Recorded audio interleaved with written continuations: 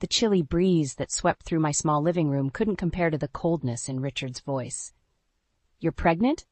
At 45? You can't be serious about keeping it," he said, his eyes devoid of the warmth I once knew.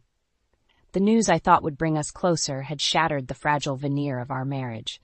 I stood there, my heart pounding, holding onto the back of the sofa for support.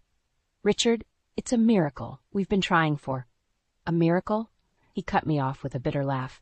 "No, Eleanor, it's a mistake. A child at your age is bound to have problems. I won't shoulder that burden." His words were a slap across my face. 10 years of marriage, of shared dreams and struggles reduced to a heartless judgment. "So, what are you saying?" I asked, though I dreaded the answer. Richard's gaze was steely. "I'm saying we fix this mistake, or it's over." The room spun around me. Fix this mistake? He was talking about our unborn child as if it was a clerical error, something to be erased and forgotten. My voice was a mere whisper. "You mean—" "An abortion, Eleanor. It's the only sensible choice." The word hung in the air between us, a death sentence for the life growing inside me. I felt a protective surge, a fierce maternal instinct that eclipsed my shock and hurt. "No," I said firmly, finding strength I didn't know I had. "I'm keeping this baby." Richard's face twisted into a sneer. "Then you're choosing it over me." "It," I echoed, my heart breaking. "This is our child, Richard." "Not mine," he snapped. "I won't be tied down to a middle-aged mother and a defective child. I have my life to think about." The man before me was a stranger, his ambition and pride warping him into someone unrecognizable. The realization hit me like a tidal wave. I had married a facade, a man who valued success and appearances over love and family. "So, that's it? After everything, you'd walk away?" I asked, tears stinging my eyes. Richard didn't waver. "I'm not destroying my life for this. If you're set on ruining yours, that's your choice." With those final words he left, his footsteps echoing through the hollow halls of our once happy home. I sank to the floor, my body racked with sobs, not just for the end of my marriage, but for the cruel reality that the man I loved had never truly existed. That night, as I lay alone, a hand resting on my still flat belly, I made a silent vow. I would bring this child into the world.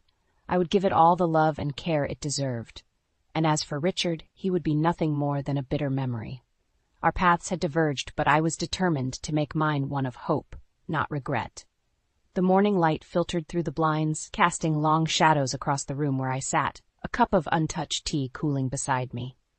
Memories, like uninvited guests, flooded my mind. I thought back to the days before Richard, when life was a relentless uphill battle. Fresh out of college, with dreams bigger than my wallet, I plunged into the corporate world. It was a male-dominated battlefield, and every achievement was hard-won. I was a fighter, determined to prove myself. But my parents, ever traditional, saw marriage as the pinnacle of a woman's life. So they nudged me towards matchmaking sessions, hoping I'd find a suitable match. Then came the evening that changed everything. At a company party, I met Richard. He was different, or so I thought.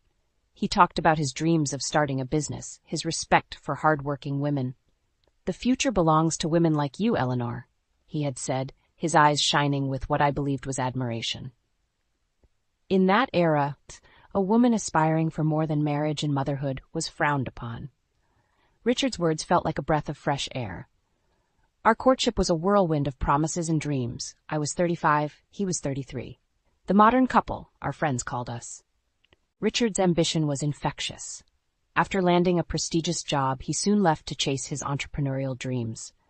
I admired his courage, mistaking his arrogance for confidence.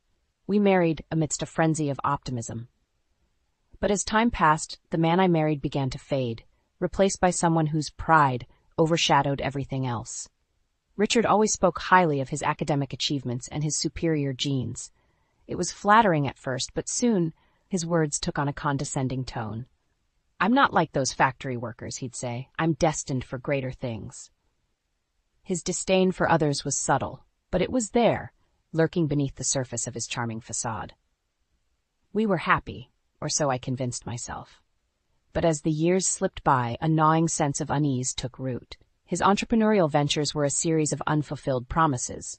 Yet Richard's arrogance only grew, his disdain for the less fortunate becoming more apparent. I realized then that I had been blind, blinded by the illusion of a life I thought we were building together. In my quest for love and partnership, I had overlooked the signs of the man Richard truly was. As I sipped my now cold tea, a sense of clarity washed over me. Richard's departure was not the end of my world, but the beginning of a new chapter. One where I wouldn't be overshadowed by his arrogance. I had lost a husband, but I had found myself. The office was eerily silent, the only sound the ticking of the clock and the distant hum of the city.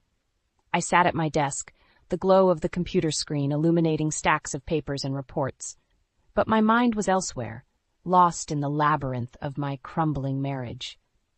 Richard's ambition had become an unquenchable thirst, driving a wedge between us. Our conversations, once filled with shared dreams and laughter, had turned into a monologue of his grievances and grandiose plans. "I can't believe we still don't have kids," Richard complained one evening, his voice laced with frustration. "Everyone we know has a family. What's wrong with us?" I felt a pang of pain at his words. We had been trying for a child for years, with no success. The hope that once lit up our home had dimmed, replaced by a heavy silence. "It's not something we can force, Richard," I said, trying to keep my voice steady. "These things take time." "Time? We don't have time, Eleanor. I need an heir, someone to carry on my legacy," he snapped, his eyes cold and unyielding. His words stung, reducing our dream of a family to nothing more than a transaction, a means to fulfill his desire for a legacy. I was no longer his partner, but a vessel for his ambitions. When I suggested fertility treatments, his reaction was explosive. "I will not have my child labeled as a test tube baby," he barked. "It's either natural or nothing." "But Richard, there's nothing wrong with seeking help," I started, but he cut me off. "No, Eleanor, I won't have my name tarnished. It's your responsibility to give me a child, the natural way." His words echoed in my head, a cruel reminder of how far we had drifted from the love that once bound us. I was trapped in a marriage with a man whose pride and ego overshadowed everything, including my feelings and our shared struggles. That night, as I lay in bed, the moon casting a pale light through the window, I realized the bitter truth. My marriage was a facade, a hollow shell built on Richard's ego and societal expectations. The man I had fallen in love with was gone, replaced by a stranger whose heart was as cold as his ambition. I knew then that I had to make a choice, to stay and wither under the weight of Richard's expectations, or to break free and find my own path. The decision was clear, but the journey ahead was uncertain. One thing was sure, though. I was no longer the woman who needed Richard's approval to define her worth. The small, sterile room of the doctor's office felt like a sanctuary compared to the storm raging in my life. I sat there, clutching the edge of the chair, my heart racing with a mix of fear and hope. "You're pregnant, Eleanor," the doctor announced, a smile touching the corners of her lips. "Pregnant?" The word echoed in my mind, a distant dream that I had almost given up on. At 45, this was nothing short of a miracle. A tear slid down my cheek, not of sorrow, but of overwhelming joy. "I understand it's a lot to take in," the doctor said gently. "There are risks at your age, but many women have healthy pregnancies. You're not alone." Her words were a balm to my anxious heart. I left the clinic with a newfound strength, a fierce determination to protect this unexpected gift. The joy, however, was short-lived. The moment I shared the news with Richard, his reaction was like a cold blade through my heart. "A baby? Now?" he scoffed, his face twisted in disbelief. "You must be joking. We can't have a child now. It'll ruin everything." His words, sharp and merciless, cut through me. This wasn't just any child. This was our child, a symbol of our love, now reduced to an inconvenience in his grand plan. "I won't have a defective child, Eleanor," Richard continued, his voice void of any warmth. "You're too old. Think of the complications, the judgment. No, we can't keep it." Defective. The word stung, a cruel label for our unborn child. My hands trembled with a mix of anger and sorrow. "This child is not a mistake, Richard. It's our miracle." "A miracle?" Richard laughed mockingly. "No, it's a disaster. I won't be part of this. It's me or the baby, Eleanor." The ultimatum hung in the air, a stark reminder of the man Richard had become. In that moment, I saw him clearly, a man blinded by his ego, incapable of love or compassion. I stood up, my decision firm and unwavering. "I choose the baby, Richard. I choose a life filled with love, not contempt." Richard's face contorted with anger. Fine, have it your way, but don't expect anything from me. We're done, Eleanor. As he stormed out, slamming the door behind him, I felt a sense of liberation mixed with the pain. It was the end of an era, the end of my life with Richard. But it was also the beginning of a new journey, one where I would bring a new life into this world, a life filled with love and hope, far away from the shadow of Richard's disdain. As the seasons changed, so did my life. The apartment, once echoing with Richard's harsh words, now resonated with the soft coos and giggles of my daughter Ava. Each day with her was a reminder of my decision to choose love over despair. Ava's presence filled the void left by Richard's departure. Her bright eyes and innocent laughter were my sanctuary in a world that had once seemed so bleak. She was my miracle, a testament to my resilience. But being a single mother wasn't without its challenges. Balancing a demanding career with motherhood tested my limits. There were nights I collapsed into bed, exhausted but fulfilled, knowing every effort was for Ava's future. I often caught myself watching her sleep, a peaceful expression on her tiny face, unaware of the turmoil that marked her entry into this world. In those quiet moments, I promised to shield her from the bitterness of the past. Despite the joy Ava brought, Richard's shadow loomed over us. He had become a distant, unpleasant memory, yet his absence was a silent presence in our lives. Ava would sometimes ask about her father, her innocent queries a painful reminder of the man who had chosen his ego over his own child. He wasn't ready to be a father, sweetheart, I would say, choosing my words carefully. But you have me, and I love you more than anything. Ava's understanding nods were bittersweet. She was growing up without a father because of a man's pride and prejudice. As Ava grew, so did her curiosity and intelligence. She was a bright, vibrant child, her spirit untouched by the shadow of her father's abandonment. I poured all my love and energy into raising her, determined to give her the best life possible. But life has a way of bringing the past to your doorstep when you least expect it. It was during Ava's 10th birthday party that I received a call from Richard. "Eleanor, I want to see Ava. I have rights," his voice was demanding, a stark contrast to the laughter and music in the background. The call was unexpected, a ghost from the past I had hoped to keep buried. "Richard, you made your choice years ago," I replied, my voice steady despite the turmoil inside. "I've changed. I deserve to be part of her life," he insisted. I looked at Ava, her face alight with joy as she opened her gifts. She didn't need the man who had dismissed her existence before she was even born. "Richard, we're fine without you. Ava doesn't need a father who only wants her when it's convenient." The line went silent before Richard hung up. I knew it wasn't the end, but I was ready to fight any battle for Ava. That night, as I tucked Ava into bed, her small hand in mine, I knew that no matter what Richard did or said, he could never take away the love and life we had built together. Ava was my strength, my hope, and together we were whole. Time had flown by, and Ava was now a young, independent woman, her brilliance a stark contrast to the dark days of her early life. I was returning from a coffee shop, my mind occupied with plans for Ava's upcoming graduation, when a familiar voice stopped me in my tracks. "Eleanor, is that really you?" The voice was unmistakable. It was Richard. I turned to see him standing there, looking much the same, yet somehow diminished. His once confident posture now seemed deflated, his eyes lacking the arrogance I remembered so well. "Richard," I said coolly, the memories of our last conversation flooding back. "What do you want?" He smirked, a shadow of his old self. "Just surprised to see you. How's life treating you, Eleanor? Still struggling as a single mother?" His words, meant to wound, fell flat.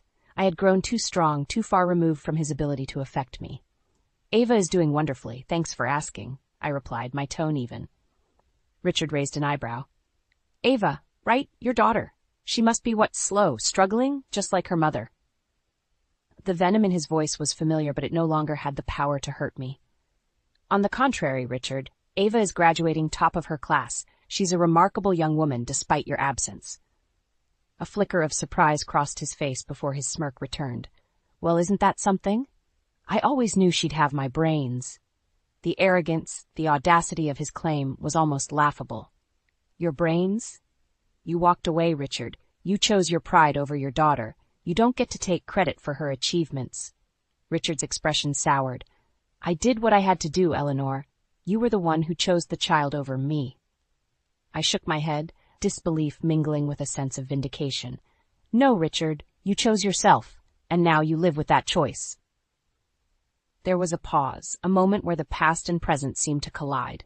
Richard's eyes searched mine, perhaps looking for a sign of the old Eleanor, the one who had once depended on his approval. You must have had a tough time raising her all alone, he said, his voice softer but still laced with condescendence. I can't imagine the struggles you faced without me. I couldn't help but smile, not out of joy, but at the irony of his words.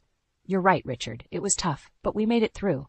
Ava and I, we didn't just survive, we thrived. Without you. His face tightened, the mask of superiority slipping. Well, good for you, Eleanor, always playing the strong, independent woman. But let's be honest, you must have missed me. Missed having a real man in your life. The remark was a feeble attempt to regain control, to poke at insecurities that no longer existed.